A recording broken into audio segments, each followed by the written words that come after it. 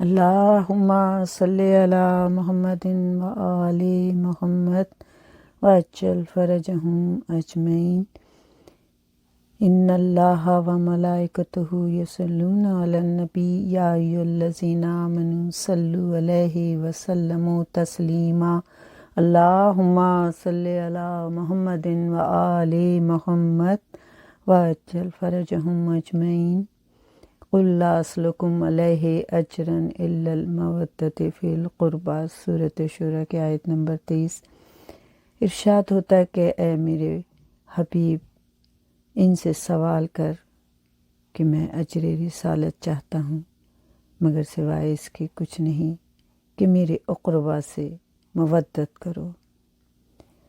امت رسول نے ایسی مودت دکھائی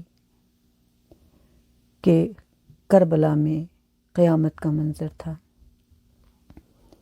واپسی جب مدینہ ہوئی تو میرے مولا سید سجاد مجلس کیا کرتے تھے۔ مجلس کیا ہوتی ہے کہ کچھ لوگ اکٹھے ہو جاتے ہیں اور ایک ذاکر ذکر کرتا ہے، اور یہ مجلس جو مدینے میں ہوتی تھی، اس میں لوگ آتے تھے پرسہ دینے کے لیے، اور ذاکر سید سجاد ہوتے تھے۔ ایک دن ایک شخص نے پوچھا، یا امام، مجھے اتنا بتائیں کہ مولا حسین کو کیسے شہید کیا؟ مولا سید سجاد کی آنکھوں سے آنسو جاری ہو گیا، اور آپ نے سر پہ ماتم کرنا شروع کر دیا۔ اس زخمی سر پہ، جو کہ شام کے بازار میں پہلے ہی پتھروں کی وجہ سے زخمی تھا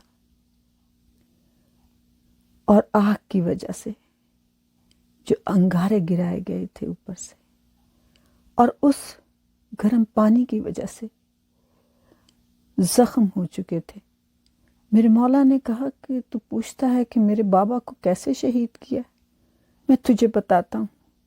اور مولا نے بتانا شروع کر دیا، اور اس طریقے سے کہ آپ بیان کرنے لگے کہ سن، زمانہ جاہلیت میں چھوٹے سے جانور کو لوگ خرید کر لاتے تھے، اور کئی لوگ اس کی قیمت ادا کرتے تھے۔ پھر اس چھوٹے سے جانور کو پالا جاتا تھا، اس کا بہت خیال کیا جاتا تھا، اور پھر جب وہ ذرا بڑا ہو جاتا تھا تو اسے کسی میدان میں لے جاتے تھے، اور چاروں طرف سے کسی کے ہاتھ میں چاقو ہوتا تھا، کسی کے ہاتھ میں تلوار ہوتی تھی، کسی کے ہاتھ میں چھری ہوتی تھی، کسی کے ہاتھ میں نیزہ ہوتا تھا، اور کوئی لکڑی لے کے کھڑا ہوتا تھا، اور پھر اس جانور کے اوپر حملہ کرتے تھے۔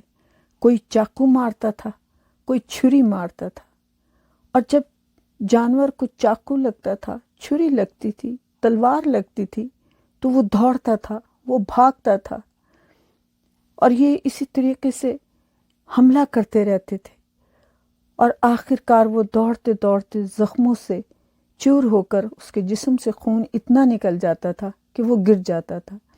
تو پھر یہ لوگ کرتے تھے کہ جس کی چھری جہاں لگی ہوتی تھی وہ اس جگہ سے گوشت کاٹتا تھا کہ یہ چھری میری ہے، یہ گوشت کا ٹکڑا میرا ہے، اور جس کے تلوار لگی ہوتی تھی وہ وہاں سے تلوار والی جگہ سے گوشت کاٹتا تھا کہ یہ حصہ میرا ہے، جس کے چاقو لگا ہوتا تھا وہ چاقو والی جگہ سے گوشت کا ٹکڑا کاٹ لیتا تھا۔ اور تو سن، میرے مولا کہتے ہیں اسی طرح کربلا میں میرے بابا کے ساتھ ہوا۔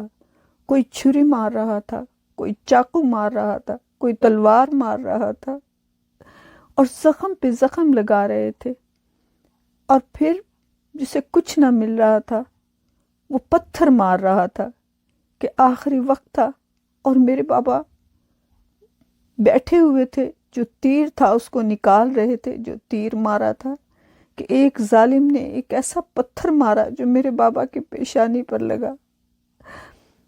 اسی طریقے سے میرے بابا کو زخمی کیا، اور حتیٰ کہ میرے بابا کو لکڑیوں سے مارا۔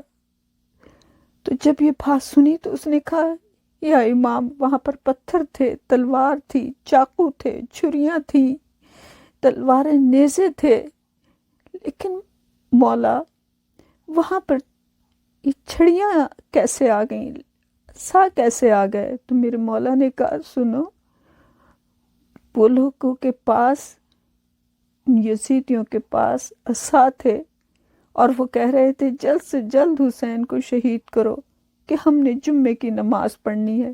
اور ان کے پاس جو عصا تھے، کیونکہ عمر سعد نے کہہ دیا تھا کہ جو حسین کو جتنا مارے گا میں اتنا ہی اس کو نوازوں گا، اتنا ہی اسے یزید انعام دے گا، تو ہر ایک حصہ لے رہا تھا اور میرے بابا کو عصا سے بھی مارا۔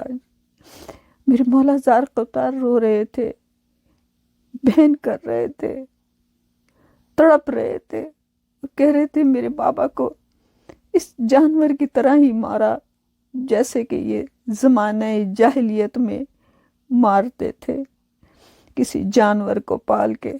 اس طریقے سے میرے بابا کو انہوں نے شہید کیا۔ اب پھر میرے مولا روتے روتے کہتے ہیں، اور سب سے بڑا اور ایک ظلم تھا، جب یہ ظلم کر رہے تھے تو سامنے میری پھوپھی زینب کھڑی دیکھ رہی تھی، اور پھر اتنے ظلم کے باوجود انہوں نے میرے بابا کا سر کاٹا۔